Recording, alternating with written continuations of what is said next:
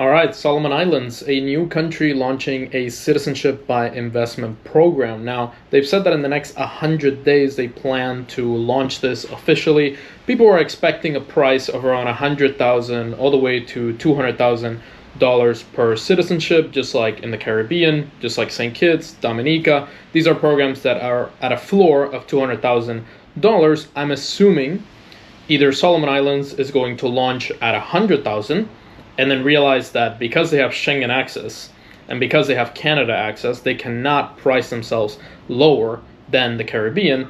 And also what I'm expecting them to do is lose that Canadian access, because Canada, traditionally, if a country launches a citizenship by investment program, they tend to cut that access just like they did to St. Kitts and Nevis.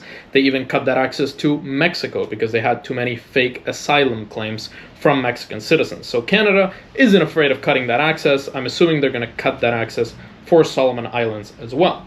When it comes to Schengen, they have the Schengen access, they have the UK access, they have a couple of other countries around the world like South Korea, they have some countries in Africa, some countries in Latin America, obviously all of Asia, and also an Australian transit visa, which I'm assuming they will not cut. Australia's not going to cut that transit visa because a lot of native Solomon Island citizens, the only way they can go to any other country is through Australia.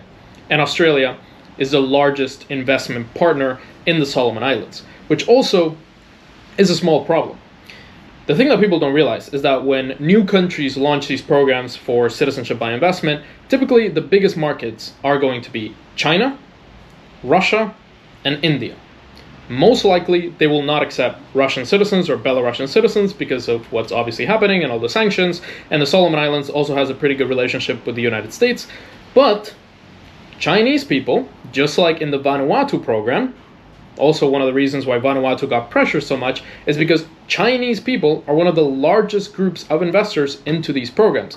So I'm assuming that Solomon Islands, being right next to Vanuatu, being right next to Australia, being very close to China, is also going to get a lot of Chinese clients, which then represents a diplomatic trouble for the United States and for Australia. Australia being the biggest investment country into the Solomon Islands, and also the United States saying that they will reintroduce an embassy in the Solomon Islands, overall having a great history with the Solomon Islands and a good connection. Will this program even launch? The Prime Minister, Jeremiah Manele, has said that this will be a transformative policy for the country and for his government, and it is one of the policies in their 100-day agenda. So essentially they want to launch this ASAP. They announced it back in 2020. For obvious reasons, for what happened around the world, they probably didn't launch it. They also probably got bullied by the United States and Europe to not launch it. Then Europe added more restrictions onto Caribbean citizenship by investment countries. They removed that access for Vanuatu, and then Solomon Islands probably thought, maybe let's not launch this. And now they're bringing it back, and they said that they would have strict due diligence requirements to obtain these passports, and they also ensured that the program will have transparency and accountability. In my personal opinion, this program might launch, just like Moldova wanted to launch a program, just like Albania wanted to launch a program.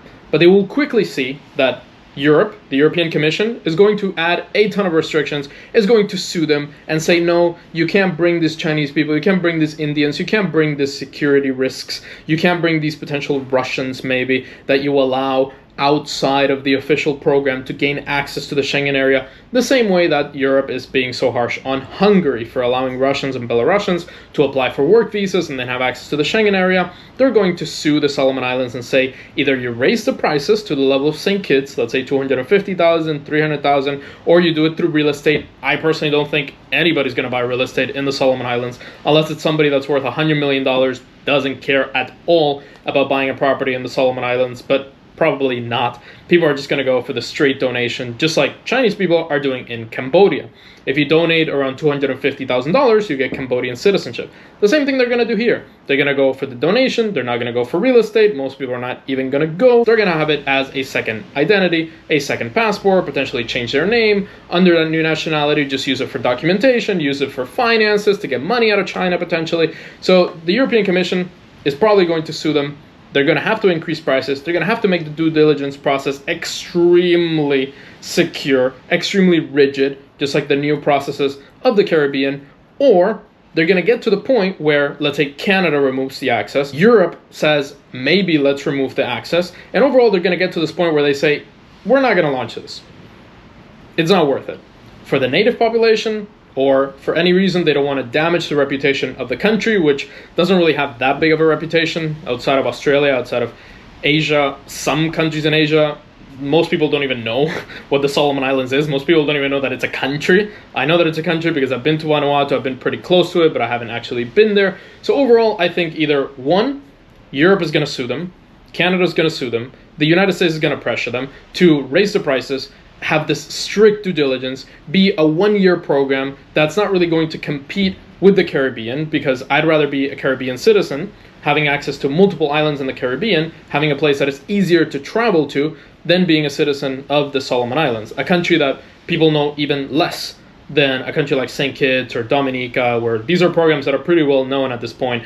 I'd rather be a citizen of the Caribbean. I have access to those countries. The Caribbean is also more livable than the Solomon Islands because you also have multiple islands, multiple countries, a whole union of countries instead of just having the Solomon Islands. The Solomon Islands is also a pretty poor place. Around 80% of the population lives in rural areas where they don't really have access to education, healthcare, even clean water.